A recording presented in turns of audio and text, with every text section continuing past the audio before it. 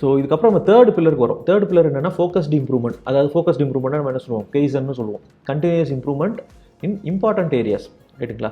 So முக்கியமான விஷயங்கள் மிஷினில் வந்துட்டு நம்ம இம்ப்ரூவ்மெண்ட் பண்ணுறோங்கிறத நம்ம கைசனில் கொண்டு வரலாம். Focus on recurring problems related to breakdowns டவுன்ஸ். நான் அப்போவே சொன்ன மாதிரி திருப்பி ஒரே பர்டிகுலர் இஷ்யூ வந்துட்டே இருக்குன்னா சம்திங் இஸ் ராங், நம்ம இன்னும் அந்த ரூட் காஸ்க்குள்ளே போகலன்னு அர்த்தம். ஸோ அந்த இடத்த போய் நீங்கள் சால்வ் பண்ணிங்கன்னா இந்த ரிப்பீட்டட் ப்ராப்ளம்ஸ் வராது. ஸோ இது ஒரு முக்கியமான கைசனாக பார்க்கலாம். Form teams with maintenance and production members. எப்போதுமே மெயின்டெனன்ஸ் டீம் மட்டும் தனியாக ஒர்க் பண்ணாமல் ப்ரொடக்ஷன் டீமோட சேர்ந்து அவங்க ஒரு டீம் ஒர்க்காக வேலை செய்யலாம்.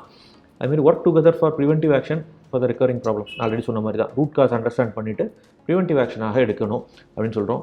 Use quality tools. நம்மளுடைய root cause analysis, fish bone டயக்ராம்லாம் இருக்குது. நம்மளோட 7QC டூல்ஸ் பற்றி கூட நம்ம ஒரு வீடியோ போட்டிருக்கோம், அதையும் நீங்கள் இங்கே பார்க்கலாம். இந்த குவாலிட்டி டூல்ஸ் யூஸ் பண்ணி நம்ம ப்ராப்ளத்தோட ரூட் காஸ் ஐடென்டிஃபை பண்ணி ப்ரிவென்டிவ் ஆக்ஷன் பண்ணணும், கரெக்டிவ் அண்ட் ப்ரிவென்டிவ் ஆக்ஷன் பண்ணணும், சரிங்களா? ஒன்ஸ் அதை பண்ணதுக்கப்புறம் அதை ஒரு ஸ்டாண்டர்ட் ஆப்ரேட்டிங் ப்ரொசீஜர் க்ரியேட் பண்ணணும். இப்படி தான்ப்பா பண்ணணும் அப்படின்னு ஸ்டாண்டர்ட் போடணும். இந்த ஸ்டாண்டர்ட் எப்படி இருக்கலாம், ஒரு விஷுவலாக இருக்கலாம்.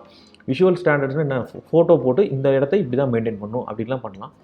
இப்போ நாங்கள் ஒரு சில கிளைண்ட்ஸில் என்ன பண்ணோம்னா வீடியோ எஸ்ஓபின்னு பண்ணுறோம். வீடியோ எஸ்ஓபின்னு என்னென்னா, ஒரு மிஷின் இருக்குது, இந்த மிஷினுக்கு நாங்கள் அட்டானமஸ் மெயின்டெனன்ஸ் பண்ணும்போது ஒரு ஆப்ரேட்டர் வந்து ஒரு 10 பாயிண்டில் வந்து ஆயில் விடுறாரு, அப்புறம் வேறு க்ளீன் பண்ணுறாரு. இதெல்லாம் என்ன பண்ணிடுறோம்னா அவரே வந்து பேச வச்சு ஒரு சின்ன வீடியோ எடுத்துடுறோம்.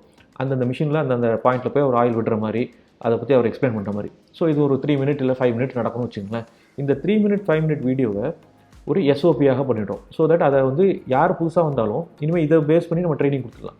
ஓகே, இந்த மிஷினா இன்ஜெக்ஷன் மோல்டிங் மிஷினா, இந்த எஸ்ஓபி அட்டானமஸ் மெயின்டெனன்ஸ்க்கு இதான்ப்பா செக்லிஸ்ட் எஸ்ஓபி அப்படின்னு சொல்லி அந்த வீடியோ செக்லிஸ்ட்டாக பண்ணும்போது, இப்போ எல்லாருக்குமே ஸ்மார்ட் ஃபோன் இருக்குது, கம்பெனிலேயுமே வந்து ஈஸியாக நம்ம வந்து கம்ப்யூட்டர்ஸ் இருக்குது, டக்குன்னு அதை அவங்களுக்கு காமிச்சு ஒரு ட்ரைனிங் பண்ணுறதுக்கு ஈஸியாக இருக்குது. So video SOP can be a good idea.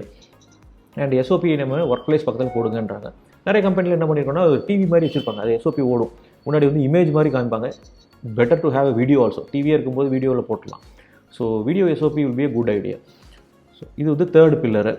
Fourth pillar பார்த்திங்கன்னா பிளான்டு மெயின்டெனன்ஸ் அப்படிம்பாங்க. அதாவது maintenance before the break down occurs. Break டவுனுக்கு முன்னாடியே நம்ம பண்ணுறது தான் பிளான்டு மெயின்டெனன்ஸு. இது வந்து நம்ம ப்ரிவென்டிவ் மெயின்டெனன்ஸ்னு சொல்லுவாங்க. இது வந்து மிஷின் பிரேக் டவுன் ஆகிறதுக்கு முன்னாடியே பண்ணணும் இல்லையா, அதுதான் வந்து ஷெட்யூல் பண்ணணும் அப்படின்வாங்க. இந்த ப்ரிவென்டிவ் மெயின்டெனன்ஸ் வந்து ரொம்ப ஈஸியாக புரிஞ்சுக்கணுன்னா, நீங்கள் ஒரு பைக் வாங்குறீங்க இல்லை ஒரு கார் வாங்குறீங்கன்னா என்ன பண்ணுவாங்க, அந்த பைக்கு கூட ஒரு மேனுவல் கொடுப்பாங்க இல்லையா. லாஸ்ட் பேஜ் நீங்கள் பார்த்தீங்கன்னா தெரியும், சர்வீஸ் இன்டர்வல் எப்போ பண்ணணும். ஃபஸ்ட்டு 1000 கிலோமீட்டர் ஒரு சர்வீஸ் இருக்கும், அப்புறம் ஒரு 5000 கிலோமீட்டர் ஒரு சர்வீஸ் இருக்கும், அதுக்கப்புறத்துலேருந்து 10,000 கிலோமீட்டர்ஸ் ஒன்ஸ் ஒரு சர்வீஸ் இருப்பாங்க.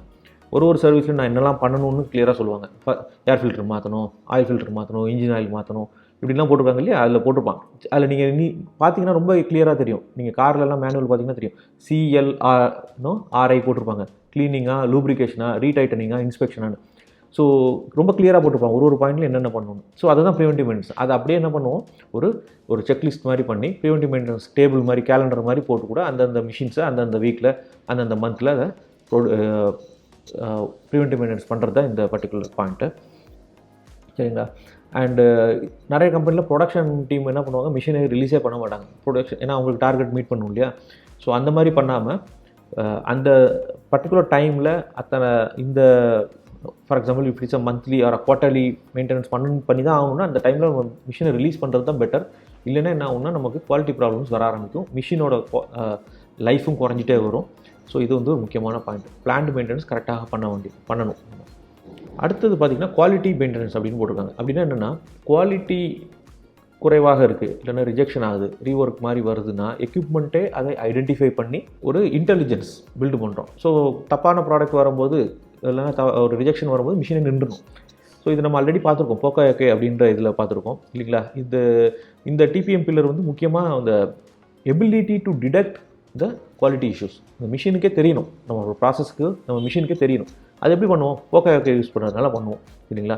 ஸோ இது பண்ணும்போது ஆட்டோமேட்டிக்காக நமக்கு ஃபஸ்ட் டைம் அக்செப்டன்ஸ், ரைட், FTAன்னு சொல்லுவாங்க. சில கம்பெனியில் FTA இம்ப்ரூவ் ஆகும். சில கம்பெனியில் வந்து FPYன்னு சொல்லுவாங்க, ஃபஸ்ட்டு பாஸ் ஈல்டுன்னு சொல்லுவாங்க. ஸோ அதுவும் ஃபஸ்ட் டைம் அக்செப்டன்ஸ் எல்லாம் ஒன்று தான். ஸோ இந்த ஃபஸ்ட் டைம் அக்செப்டன்ஸ் கூடும், காஸ்ட் ஆஃப் புவர் குவாலிட்டி குறையும். ஸோ இந்த போக்கோயாக்கை பற்றி நீங்கள் நிறைய தெரிஞ்சுக்கணுன்னா நம்மளோட இந்த வீடியோ பாருங்கள். அடுத்தது பார்த்தீங்கன்னா ஏர்லி எக்யூப்மெண்ட் மெயின்டெனன்ஸ். அப்படின்னா என்னென்னா, மிஷின் வந்து ஈஸி டு ஆப்ரேட்டாக இருக்கணும், ஈஸி டு மெயின்டைனாக இருக்கணும், and designed for high efficiency. அப்படின்னா என்னென்னா, நம்ம புதுசாக ஒரு மிஷின் வாங்குகிறோம் அப்படின்னா அந்த மிஷின் வந்து ஈஸியாக மெயின்டைன் பண்ணுற மாதிரி இருக்கான்னு முதல்ல பார்த்து வாங்கணும். நிறைய டைம் என்ன பண்ணிடுவாங்கன்னா காஸ்ட் கம்மியாக இருக்குது அப்படின்றனா ஒரு மிஷின் வாங்கிடுவாங்க. அது பார்த்திங்கன்னா ரொம்ப கஷ்டமாக இருக்கும் ஆப்ரேட் பண்ணுறதுக்கு. அது நம்ம லைன்லேயும் ஃபிட் ஆகாது. பேட்ச் ப்ரொடக்ஷனுக்கு மாதிரி நம்ம ஒரு கண்டினியூஸ் ஃப்ளோ பண்ணிகிட்டு இருப்போம். ஆனால் அது வந்து பார்த்திங்கன்னா ரொம்ப ஸ்லோவாக ப்ரொடியூஸ் பண்ணும். ஸோ அவுட்புட் கம்மியாக இருக்கிற மாதிரி இருக்கும் சம்டைம்ஸ். அதுமாரி ரொம்ப ஸ்லோவாக ரன் ஆகக்கூடாது. மெயின்டெனன்ஸுக்கு ரொம்ப ஈஸியாக இருக்கணும். இந்த மாதிரியான விஷயங்கள்லாம் நம்ம பார்த்து வாங்கணும். ஏர்லி எக்யூப்மெண்ட் மெயின்டெனன்ஸ் பார்த்திங்கன்னா to design the equipment in a way that is easy to operate and maintain and it is deliver to site in a condition that is equal to autonomous maintenance standards. அப்படின்னா அங்கே இருக்கிற ஆப்ரேட்டரே அதை பார்த்து ஈஸியாக புரிஞ்சுக்கிட்டு அதை வேலை செய்கிற மாதிரி இருக்கணும். அந்த மிஷின் ரொம்ப காம்ப்ளிகேட்டடாக இருக்கக்கூடாது அப்படின்றோம். சரிங்களா? இது என்னன்னு பார்த்தீங்கன்னா the productivity as well as the output quality of the machine is also guaranteed from the first day. முதல் வந்து நம்ம இம்ப்ளிமெண்ட் பண்ண உடனே அது வந்து கரெக்டான ஒரு ஒர்க்குக்கு வந்துடணும். இம்ப்ளிமெண்ட் பண்ணி இன்ஸ்டால் பண்ணி ஒரு மாதம் ஆகும் சார் நம்ம ஆப்டிமம் இது வர்றதுக்கு. அவ்வளோ நாள் இது வந்து ட்ரையல் அண்ட் எரர்லேயே ஓடிட்டு இருக்கக்கூடாது. சீக்கிரமாக கொண்டு வந்தோமா மிஷினை வந்து இம்ப்ளிமெண்ட் பண்ண உடனே இன்ஸ்டால் பண்ண உடனே அது வந்து நம்மளோட ஸ்டாண்டர்டுக்கு ஏற்ற மாதிரி அது ஒர்க் ஆகணும். Ease of cleaning, lubrication and inspection இருக்கணும். அக்சசபிலிட்டி ஆஃப் எக்யூப்மெண்ட் பார்ட்ஸ், நம்ம பார்ட்ஸை வந்து கலட்டி மாட்டுறதுக்கு ஈஸியாக இருக்கும். Right? And make the machines easier to operate in terms of எர்கானமிக்னா நம்ம உட்காந்துருக்க இன்கேஸ் மிஷின் உட்காந்துட்டு ஆப்ரேட் பண்ணுறாரு அப்படின்னா அந்த ஹைட் எல்லாம் கரெக்டாக இருக்கணும். சுவிச்சஸ்லாம் நமக்கு கைக்கு ரீச் ஆகிற மாதிரி இருக்கணும். அதுதான் வந்து எர்கானமிக்ஸ்பாங்க. அந்த மாதிரி இருக்கா? Making it easier for the change over, நம்ம ஒரு பஞ்ச் டே கழட்டி மாற்றோன்னா அது ரொம்ப ஈஸியாக இருக்கா அப்படின்றத விஷயங்கள். And feedback mechanisms to alert any defective products. நம்ம அப்படியே சொன்ன மாதிரி மிஷினில் வந்து நம்ம போக்க ஈஸியாக பில்டு பண்ண முடியுமா அப்படின்ற விஷயத்தையும் நம்ம கொண்டு வரணும். அண்ட் இன்க்ரீஸ்டு சேஃப்டி, இதெல்லாம் இருக்கான்னு பார்த்து தான் நம்ம மிஷினையே வாங்கணும். சரிங்களா? ஸோ இதுதான் இந்த 6வது பில்லரு. 7வது பாயிண்ட் பார்த்திங்கன்னா சேஃப்டி, ஹெல்த் அண்ட் என்விரான்மெண்ட்டு. நம்ம டிபிஎம் வந்து முக்கியமாக சொல்கிறது இந்த safe working environment and eliminate unsafe condition. அப்படின்னா ஏதாவது அன்சேஃப் கண்டிஷன் இருக்குது அப்படின்னா அதை உடனடியாக அதை corrective action and preventive action எடுக்கணும். அன்சேஃப் கண்டிஷன் என்ன, மிஷின் ஓடிட்டுருக்கு, ஒரு கார்டு இல்லை அப்படின்னா அது ஒரு அன்சேஃப் கண்டிஷன். நடந்து போகிற பாதையில் அடிக்கடி ஆயில் கொட்டுது, வலிக்கு விழுறாங்க அப்படின்னா அது ஒரு அன்சேஃப் கண்டிஷன். ஸோ இது எல்லாத்தையும் வந்து நம்மளால் ஈஸியாக ஐடென்டிஃபை பண்ணி ஆப்ரேட்டரே அதை செஞ்சுக்கணும். And company should support in all these things. So இந்த health and safety and environment இந்த வந்து ரொம்ப முக்கியமான ஒரு பாயிண்ட்டாக பார்ப்போம். அண்டு இந்த மாதிரி சேஃப் அண்ட் ஹெல்த்தியாக இருக்கும்போது என்ன ஆகுதுன்னா ஆட்டோமேட்டிக்காக productivity, quality and delivery performance improve ஆகும். இது எப்படி பண்ணுறது அப்படின்னு பார்த்தீங்கன்னா டீம்ஸாக அவங்க பிரிஞ்சு, நான் அப்போவே சொன்ன மாதிரி மிஷின் கார்ட்ஸ் வைக்கிறதாகட்டும், ஸ்டாண்டர்ட் ஆப்ரேட்டிங் ப்ரொசீஜர்ஸ் வைக்கிறதாகட்டும், use of personal protective equipments. இந்த ஒரு விஷயம் நிறைய கம்பெனியில் ப்ராப்ளம் பார்க்குறேன் நான். கம்பெனிலேருந்து சில சமயம் வாங்கி கொடுக்கறதுக்கு ரெடியாக இருப்பாங்க. இயர் பிளக் ஆகட்டும், காகுல்ஸ் ஆகட்டும், எம்ப்ளாயிஸ் அதை யூஸ் பண்ணுறதில்ல. இது போட்டால் எனக்கு ஒன்றும் பெரிய பிரச்சனை இல்லை அப்படின்னு நினச்சிக்கிறாங்க. இயர் பிளக்ஸில் மாட்டதாகட்டும், காகுல்ஸ் ஆகட்டும். ஏன்னா இது வந்து ஒரே நாளில் இம்பேக்ட் தெரியாது. நிறைய பேர் பார்த்துருக்கீங்கன்னா இந்த நான் இப்போ நிறைய ஸ்பின்னிங் மில்லு, வீவிங்லாம் யூஸ் பண்ணுறோம். லூம்ஸ் ஓடிட்டுருக்கு, கடற்கரை பயங்கர நாய்ஸி. ஆனால் யாருமே பார்த்திங்கன்னா இது போடுறதில்ல, இயர் பிளக்ஸ். ஏன்னு கேட்டால் அது காதை வச்சா வலிக்குது சார் அப்படின்னு ஏதாவது இது சொல்கிறாங்க. கம்பெனி இருந்து வாங்கி கொடுக்குறாங்க, ஆனாலும் போட மாட்டாங்க. ஏன்னா இதில் 2 விஷயமா பார்க்கணும். ஒன்று வந்து it's a long term impact. நான் இன்றைக்கி ஒரு நாள் போய் நின்றுட்டு வந்தால் எனக்கு ப்ராப்ளம்லாம் வராது. ஆனால் இதே நான் ஒரு வருஷம் வேலை பண்ணால் எனக்கு காது கொஞ்சம் கேட்கும் திறன் குறைய ஆரம்பிக்கும். ஸோ இது வந்துட்டு ஒரு நாள் ப்ராப்ளம் கிடையாது, லாங் டேர்ம் ப்ராப்ளம்ங்கிறத இந்த எம்ப்ளாயீஸ் கொஞ்சம் உணர்ந்துக்கணும்.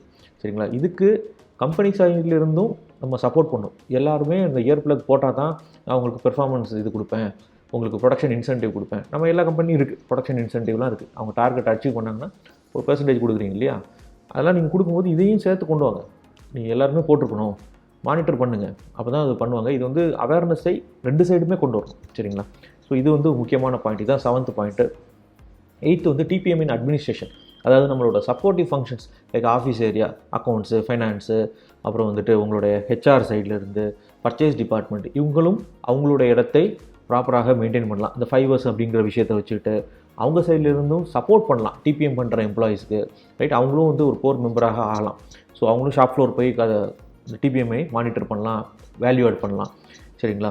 அதுமாதிரி நம்மளோட லீன் பிரின்சிபல்ஸை அவங்களும் ஃபாலோ பண்ணலாம். ரைட்? வேல்யூ ஆடிங் ஆக்டிவிட்டி எது, நான் வேல்யூ ஆடிங் ஆக்டிவிட்டி எது, இதெல்லாம் வந்துட்டு அவங்களும் பண்ணாங்கன்னா அவங்களுடைய ஓவரால் லீட் டைம்ஸ் எல்லாம் கூட குறைக்கலாம். ஸோ இந்த TPM can be used in administration also. So இதுதான் இந்த 8th பில்லர்.